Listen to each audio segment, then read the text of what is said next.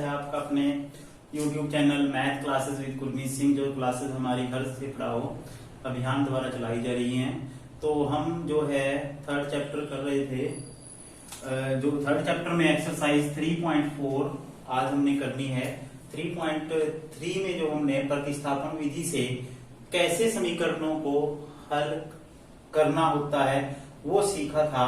जो विधि थी हमारी प्रतिस्थापन विधि, उसमें क्या करते थे, एक चर को दूसरे चर के रूप में जो हम एक्सप्रेस कर लेते थे, फिर क्या करते थे उस चर को समीकरण, अगर एक से हमने x की वैल्यू निकाली है तो 2 में रखते थे, अगर 2 से x का मान या y का मान निकाला है तो 1 में रखते थे। यानी कि 2 चर वाली समीकरण को हमने एक चर वाली समीकरण में बदल कर, ठीक है, उस चर का मान जो है वो निकाल लेते थे, ठीक है, और फिर उससे दूसरा मान भी हम निकाल लेते थे, ठीक है। आज हम करेंगे विलोपन विधि। विलोपन विधि का जो है नाम है विलोपन। विलोप का मतलब होता है गायब करना, ठीक है। इसमें हम क्या करते हैं, एक चर को गायब कर देते हैं। जैसे जादूगर क्या करता है, ठीक है, मान को गायब कर देता है ना, तो उसी तरह से हम क्या करेंगे, इसमें एक चर चाहे x को चाहे y को गायब कर देंगे। गायब करने के लिए क्या करेंगे, क्या जादू हम इसमें लगाएंगे, ठीक है, वो आज हम आपको बताएंगे, ठीक है। विलोपन विधि को इंग्लिश में एलिमिनेशन मेथड कहते हैं, ठीक है। तो इसको समझने के लिए जो है मैं जो पहला क्वेश्चन है वो करता हूं एक्सरसाइज का। आपका क्वेश्चन भी हो जाएगा और आपको जो है तरीका भी समझ में आ जाएगा, ठीक है। ध्यान से देखना और ध्यान से समझना। जैसे पहला प्रश्न है, ठीक है, वो है x प्लस वाई बराबर 5 और 2x माइनस 3y बराबर 4। अब विलोपन विधि में क्या करते हैं, हम x या y को एक को गायब करना होता है। सपोज करो हम x को गायब करना चाहते हैं, ठीक है, या y को गायब करना चाहते हैं, आपकी इच्छा है। अब आपने देखना है कि किसको गायब करना है आपने, ठीक है। तो कई बार ऐसा होता है समीकरण इस रूप में होती है हमारे पास, एक चर को गायब करना आसान होता है और दूसरे को थोड़ा मुश्किल होता है, ठीक है। लेकिन इसमें ऐसा कुछ नहीं है, आप चाहे तो y को गायब कर दो चाहे x को, ठीक है, लेकिन गायब ऐसे नहीं होंगे। अब सपोज करो मैं y को गायब करना चाहता हूं, ठीक है, तो यहाँ y के साथ क्या है, 3 है। जो समीकरण 1 समीकरण 2, जो समीकरण 2 में जो y का गुणांक है वो क्या है, -3 है, ठीक है, या 3 है, ठीक है। तो इसमें क्या है, एक में 1 है, तो इस 1 को मैं किससे गुणा करूं कि 3 आ जाए, ठीक है। साइन को बाद में देखेंगे, तो पहले हम ये देख लेते हैं जो इसका गुणांक है वो किस नंबर का है, क्या नंबर है वो, ठीक है। तो हम क्या करते हैं, जैसे 1 है, 1 को मैं किससे गुणा करूं कि 3 आ जाए, 3 से। तो समीकरण 1 जो है,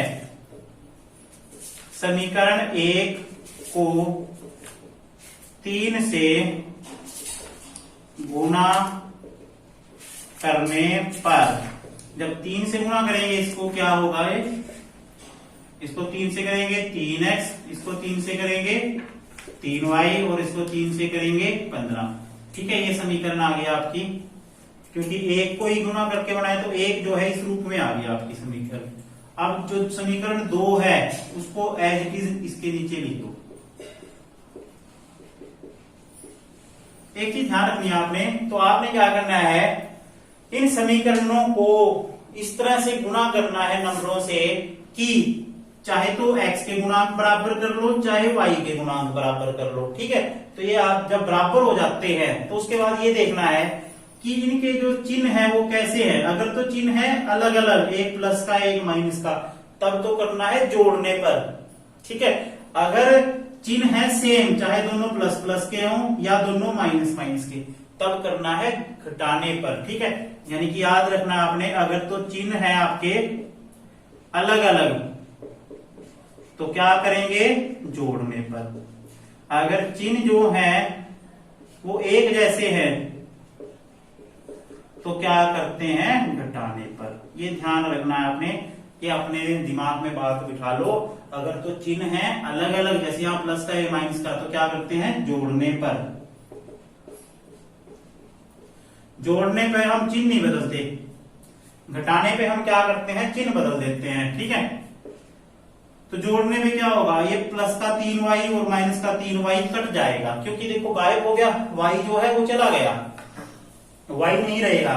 तो 2x और 3x और 2x कितने हो जाएंगे, 5x, और ये कितना आ जाएगा, 15 और 4 19।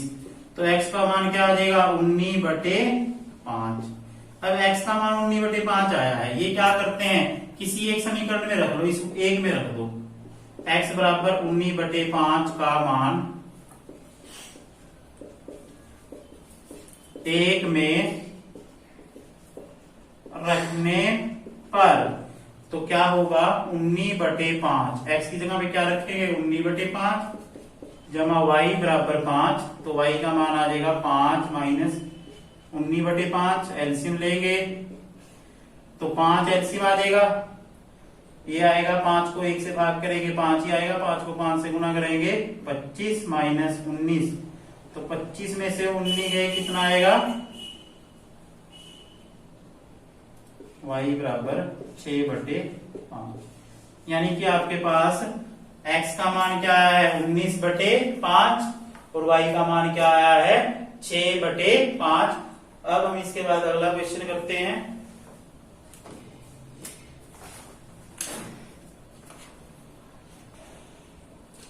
अब हमारे पास इसी क्वेश्चन का जो फोर्थ पार्ट है वो थोड़ा फ्रैक्शन में है, ठीक है। फ्रैक्शन वाले क्वेश्चन कैसे करने हैं, बस आपने वही काम करना है, इस फ्रैक्शन को तोड़ना है सबसे पहले, ठीक है। अभी हमने ऐसे नंबर से मल्टीप्लाई करना है या डिवाइड करना है जिससे हमारा फ्रैक्शन है वो खत्म हो जाए, ठीक है। तो इसके लिए सबसे अच्छा तरीका ये है, इनका जो है जो हर है उनका एलसीएम ले लेते हैं। जैसे 2 3 1 का एलसीएम क्या है, 2 3 1 का एलसीएम जो है वो 6 आता है।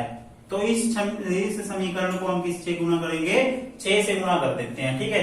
ये समीकरण 2 है, तो समीकरण 1 को 6 से गुना करने पर, ठीक है, तो 6 से गुना करेंगे इसको, 6 गुना x/2 जमा 2 6 गुना 2y/3 बराबर -6। अब देखो ये कर देगा 2 पे और ये कर देगा 3 पे, तो ये समीकरण बन जाएगी 3x जमा 2 गुना 2 4y बराबर -6, यानी जो समीकरण आएगी आपकी 3x जमा 4y बराबर -6। इस समीकरण को 3 मान लो, ठीक है। उसके बाद हम क्या करते हैं, दो समीकरण को, जो 1 3 1 का एलसीएम क्या है, 1 3 का एलसीएम क्या होता है 3, तो इसको किससे गुना करेंगे, 3 से गुना करने पर, तो इसको 3 से गुना करेंगे 3x आ जाएगा, -3 गुना y/3 बराबर 9, ये कर देगा, तो 3x माइनस y बराबर 9, ये एक समीकरण आ गई 4, ठीक है। अब देखो 3 और 4 को ध्यान से देखना, इसमें x का गुणांक बराबर है, मतलब हमने जो काम किया उससे अपने आप ही x का गुणांक क्या आ गया है, बराबर आ गया है। तो हम क्या करेंगे, और इन दोनों के निशान कैसे हैं, सेम है, तो सेम के लिए क्या करते हैं, घटाते हैं। तो ए समीकरण 3 व 4 को लिखकर हम क्या कर देते हैं, घटाने पर, ठीक है। 3 व 4 को घटाने पर, घटाने के लिए लिख देते हैं इनको, 3x जमा 4y बराबर 6 और 3x माइनस y बराबर 9। घटाते वक्त चिन्ह बदल जाते हैं, ठीक है। ये प्लस का ये माइनस का कट गया, ठीक है। तो 4y और 1y 5y, और ये क्या है, ये है 6 और ये है, एक मिनट, ये जो है ना हमारा माइनस का 6 था, सॉरी, ये जो है 3x जमा 4y बराबर -6, तो माइनस के 6 और माइनस के 9 कितने होते हैं, माइनस के 15, तो y का मान क्या आ जाएगा, माइनस के 15/5, ये -3 आ जाएगा, तो y बराबर -3, ठीक है। y का मान 3 में रखने पर, 3 में रख लो, ठीक है, या 4 में रख लो, मर्जी आपकी, y का मान 4 में रखने पर कर लो, 4 में रखने पर, यानी कि 3x माइनस y का मान क्या है, -3 है, बराबर 9, तो 3x माइनस माइनस प्लस के 3 बराबर 9, तो ये आपका आ जाएगा 3x बराबर 9 माइनस 3, क्योंकि ये प्लस का 3 दूसरी तरफ जाके किसका हो जाएगा, माइनस का। 3x बराबर 6, x बराबर 6/3 2, तो 2 पे कट जाएगा ये, x का मान क्या आ गया 2 और y का मान क्या आ गया हमारा -3। अब हम इसके करते हैं व्यवहारिक क्वेश्चन। जो हमारे व्यवहारिक क्वेश्चन है, जो क्वेश्चन 2 है उसके भाग हैं, उनमें क्या है, एक व्यवहारिक समस्या दी होगी, तो आपने जैसे पिछली एक्सरसाइज में किया था, तो उस समस्या से आपने क्या करना है, बीजगणितीय समीकरणें निकालनी है और फिर बीजगणितीय समीकरणों को विलोपन विधि से हल करना है। ठीक है, तो इसका जो पहला क्वेश्चन है, जो सेकंड का जो फर्स्ट पार्ट है, वो आपने जो पिछली वीडियो में भी देखा था कि कैसे हम भिन्न के क्वेश्चन करते हैं, बस वैसा ही है। थोड़ा सा मैं आपको उसका हिंट दे देता हूँ, समीकरणें कैसे बनती हैं वो बता देता हूँ इन क्वेश्चनों में। फिर समीकरणों को आपने विलोपन विधि से हल करने की प्रैक्टिस करनी है। ठीक है, यदि हम अंश में 1 जोड़ दें, क्वेश्चन देखें ध्यान से, यदि हम अंश में 1 जोड़ दें तथा हर में से 1 घटा दें तो भिन्न 1 में बदल जाती है। तो भिन्न है वो किस में बदल जाती है, 1 में। यदि हर में 1 जोड़ दें तो यह 1/2 हो जाती है। तो माना भिन्न, वही काम करना जैसे पिछली वीडियो में किया था, x/y, x अंश है और y हर है। ठीक है, अब शर्त के अनुसार अकॉर्डिंग टू द क्वेश्चन, यदि हम अंश में 1 जोड़ दें, यानी कि x में भी 1 जोड़ दिया है और हर में से 1 घटा दें और हर में से 1 घटा दिया तो भिन्न क्या होगी, 1 को 1/1, आर पार गुना करेंगे, x जमा 1 बराबर y माइनस 1, तो x माइनस y बराबर -2। ठीक है, क्योंकि ये जमा का 1 दूसरी तरफ जाके माइनस का 1 हो जाएगा, -1 और -1 -2, ये समीकरण 1 आ गई। अब जो दूसरी कंडीशन है, यदि हर में 1 जोड़ दें, यानी कि अंश में तो कुछ नहीं करना और हर में क्या करना है, 1 जोड़ना है, तो भिन्न हमारी हो जाती है 1/2, आर पार गुना करेंगे, 2x बराबर y जमा 1, यानी कि 2x माइनस y बराबर 1, ये समीकरण आ गई 2। इन दोनों समीकरणों को आपने विलोपन विधि से हल करना है। इसके बाद जो सेकंड पार्ट है वो आयु से संबंधित क्वेश्चन है। ठीक है, वो भी आपने वैसे ही करना है जैसे पिछली वीडियो मैंने आपको आयु के क्वेश्चन बताए थे, तो आपने क्या करना है, उसको समीकरण में बदल के फिर करना है। अब हम करते हैं इसका थर्ड पार्ट। अब जो अगले क्वेश्चन है वो है 2 अंकों की एक संख्या से संबंधित। ठीक है, तो संख्या क्या है हमारी, 2 अंकों की, 3 अंकों की। ठीक है, लेकिन जो ये है आपका ये चैप्टर है, इसमें सिर्फ 2 अंकों की संख्याओं के बारे में ही क्वेश्चन है। वैसे जो संख्या होती है हमारी 2 अंकों की, जैसे हमारा 25 है या 12 है या 35 है, ये सारी संख्याएं 2 अंकों की हैं। ठीक है, ये हमारी 10 से लेकर 99 तक जो संख्याएं वो 2 अंकों की संख्याएं मानी जाती हैं। देखो जो 25 है उसको क्या लिख सकते हो आप, 2 गुना 10 जमा 5। 12 को क्या लिख सकते हो आप, 1 गुना 10 जमा 2। और 35 को क्या लिख सकते हो आप, 3 गुना 10 जमा 5। तो एक चीज ध्यान रखना है, ये 10 आ रहा है हर में, हर संख्या में 10 का प्रयोग हो रहा है, यानी कि 10 के गुणांक के फॉर्म में हम उसको प्रकट कर रहे हैं। तो इसमें एक चीज ध्यान रखनी है आपने, 2 ये इकाई का अंक होता है, ये दहाई का अंक होता है। तो यार ध्यान रखना है, दहाई के अंक के साथ तो 10 आना है और इकाई के अंक के साथ 1 आना है। ठीक है, तो संख्या जो बनेगी हमारी, ठीक है, तो दहाई का अंक गुना 10 जमा इकाई का अंक गुना 1।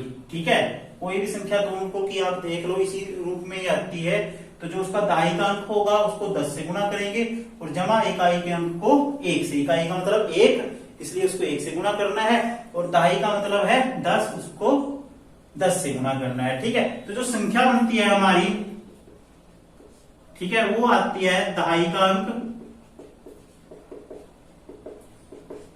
गुना 10 जमा इकाई का अंक। ठीक है, ये चीज आपने ध्यान रखनी है, क्योंकि क्वेश्चन करने से पहले आपको कंसेप्ट पता होना चाहिए, संख्या 2 अंकों की संख्या क्या है, वो कैसे बनती है, उसका सूत्र क्या है। जो दो अंकों की संख्या का सूत्र है दाई का अंक गुना 10 जमा इकाई का अंक गुना 1, 1 लिखा ही नहीं मैंने, ठीक है। तो अगर क्वेश्चन में, जैसे ये क्वेश्चन है हमारे पास, अब हम क्वेश्चन करते हैं। जो क्वेश्चन की स्टेटमेंट है, दो अंकों की एक संख्या के अंकों का योग 9 है, ठीक है। इस संख्या का 9 गुना अंकों को पलटने पर बनी संख्या का 2 गुना है। तो क्या करेंगे, ये थर्ड क्वेश्चन है, माना इकाई का अंक x और दाई का अंक है y, और संख्या क्या बनेगी, पहले संख्या देख लो, 10 गुना दाई का अंक अभी बताया था जमा इकाई का अंक, यानी कि संख्या बन जाएगी 10y जमा x, ठीक है। अब इसमें ध्यान से देखना है, दो अंकों की संख्या के अंकों का योग क्या है 9, दो अंक होते हैं एक इकाई का और एक दहाई का, उनका योग यानी कि x जमा y बराबर किसके दे रखा है 9, यानी कि अंकों का योग दे रखा है 9। ये तो बन गई पहली समीकरण। अब उसके बाद क्या है, इस संख्या का 9 गुना किस संख्या का, जो संख्या आई है, यानी कि 10y जमा x का 9 गुना अंकों को पलटने पर बड़ी संख्या का 2 गुना है, यानी कि 2 गुना तो 2 से गुना किसका, इसके अंकों को पलट देते हैं, यानी कि y को x की जगह बदल देते हैं और x को y की जगह, यानी कि 10x जमा y। अंकों का पलटना होता है, जैसे 35 है, 35 के अंक पलटेंगे तो 53 आ जाएगा, ठीक है। यानी कि दाई के अंक को इकाई के अंक पे शिफ्ट कर देना है और इकाई के अंक को दाई पे। तो इस संख्या का, जो संख्या हमारी ये दे रखी है, ठीक है, इसका 9 गुना अंकों को पलटने पर प्राप्त संख्या का क्या है 2 गुना है, ठीक है। तो अब इसको हल करेंगे, इसको गुना करेंगे 90y जमा 9x बराबर 20x जमा 2y। अब ये सारे इस तरफ ले आओ क्योंकि चर के रूप में है सारे, तो क्या करेंगे 9x आगे लिखो माइनस 20x प्लस फिर 90y माइनस 2y बराबर 0, तो ये आ जाएगा माइनस के 11x और ये आ जाएगा प्लस के 88y बराबर 0। एक चीज ध्यान रखनी है, अगर कोई समीकरण किसी एक संख्या से पूरी भाग हो रही हो, उसका हर एक गुणांक किसी संख्या से भाग हो रहा है, तो उस संख्या से उसको भाग कर देते हैं। देखो 11 से ये भी भाग हो जाता है और ये भी भाग हो जाता है, तो क्या करेंगे, ये दो समीकरण है, 2 को 11 से भाग देने पर, अगर नहीं भी दोगे तब भी क्वेश्चन आपका सही होगा, कोई उसमें ज्यादा वो नहीं, लेकिन थोड़ी कैलकुलेशन ज्यादा हो जाएगी। लेकिन हमने अपनी जो समीकरण को लघुत्तम रूप में रखना है, ठीक है। तो 11 से भाग करेंगे, यहाँ माइनस x रह जाएगा और यहाँ 8 रह जाएगा, ठीक है, क्योंकि 11 8 88 होते हैं। ये समीकरण आपकी 3 मान, ठीक है। अब समीकरण 1 व 3 को क्या करना है आपने, एक समीकरण ये आई है और एक समीकरण ये आई है, इन दोनों को विलोपन विधि से हल कर लेना है। बस बहुत सिंपल है, दोनों को क्या करेंगे जोड़ने पर, क्योंकि निशान क्या है अलग अलग है, तो ये कट जाएगा 8y और 1y 9y बराबर 9, तो y का मान क्या आ जाएगा 1 और x का मान इसमें आ जाएगा 8, क्योंकि 1 में क्या जोड़ेगी 9 हो जाए 8, ठीक है। तो x का मान इसमें आ जाएगा, y का मान तो आ जाएगा इसमें 1 और x का मान आ जाएगा इसमें 8। तो संख्या क्या आएगी 10 गुना दाई का अंक क्या है 1 जमा इकाई का अंक 8, तो 18 आ जाएगा आपका आंसर, ठीक है। तो अब इसमें ये स्थिति भी लगा के देख लो, एक तो अंकों का योग 9 ही है, देखो 1 और 8 का जोड़ कितना होता है 9, और दूसरा है इस संख्या का 9 गुना, 18 को 9 से गुना करके देखो, ठीक है। और जो अंकों को पलटने पर प्राप्त संख्या है 81, उसको 2 से गुना करके देखो, दोनों संख्याएं क्या आएगी बराबर आएंगी, ठीक है। तो अब हम करते हैं इसका अगला प्रश्न। अगला क्वेश्चन है हमारा, मीना रुपए 2000 निकलवाने के लिए एक बैंक गई, खजांची से उसने 50 रुपए और 100 रुपए के नोट देने के लिए कहा। मीना ने कुल 25 नोट प्राप्त किए, तो ज्ञात करें कि उसने 50 व 100 रुपए के कितने नोट प्राप्त किए, ठीक है। आपकी व्यवहारिक समस्या से जुड़ा हुआ क्वेश्चन है। अक्सर आप या आपके पेरेंट्स बैंक में जाते होंगे पैसे जमा कराने के लिए या पैसे निकलवाने के लिए। ठीक है, तो कई बार हमारी स्पेशल रिक्वायरमेंट होती है कि हमें 100 या 50 के नोट जो है वो चाहिए होते हैं। तो हम क्या कहते हैं कि हमें या तो 100 के या 50 के नोट ही देना, भाई 2000 रुपए ले रहे हैं, ये नहीं है कि 2000 का एक नोट दे दिया। ठीक है, तो उसकी रिक्वायरमेंट है कि वो 100 और 50 रुपए के नोट लेना चाहती है। ठीक है, और उसको कुल नोट 25 नोट मिले हैं। तो ये क्वेश्चन कैसे करेंगे, तो माना 50 रुपए के नोटों की संख्या बराबर x, 100 रुपए के नोटों की संख्या बराबर y। अब कुल संख्या कितनी है 25। 100 रुपए और 50 रुपए के नोट मिलकर कितने नोट आए उसके पास 25 लिखा हुआ है क्वेश्चन में। ठीक है, ये समीकरण बन गई एक। अब उन नोटों का मूल्य कितना है, कितने रुपए हैं 2000 है ना, तो मूल्य कैसे निकालेंगे। अब एक नोट जो है x है, ठीक है, सॉरी जो एक नोट है इनमें वो 50 रुपए का है, तो x नोट कितने रुपए के होंगे 50x, और ये कितना होएगा 100 y बराबर किसके हो जाएगा 2000 के। ठीक है, ये समीकरण आपकी 2 है। वही बात है क्योंकि बड़ी संख्याएं हैं तो ऐसी संख्या देखो 50 से देखो ये भी कट जाता है, ये भी कट जाता है और ये भी कट जाता है। 2 को 50 से भाग देने पर, ठीक है, अगर भाग नहीं देनी है आपने, ठीक है, तो ऐसे भी कर लो। ठीक है, कई बच्चे कहते हैं भाग मुश्किल होती है, गुणा आसान होती है।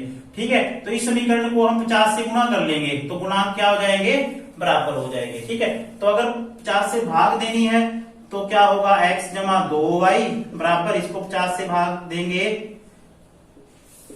तो 40 आ जाएगा, है ना। ये समीकरण आ गई 3। ठीक है, अब क्या करना आपने इस समीकरण को और इस समीकरण को विलोपन विधि से हल करके 400 रुपए और 100 रुपए के नोटों की संख्या निकाल लेनी है। अब हम इस प्रश्नावली का अंतिम क्वेश्चन करेंगे। इसमें है किराए पर पुस्तकें देने वाली किसी पुस्तकालय का प्रथम 3 दिनों का नियत किराया है तथा उसके बाद प्रत्येक अतिरिक्त दिन का अलग किराया है।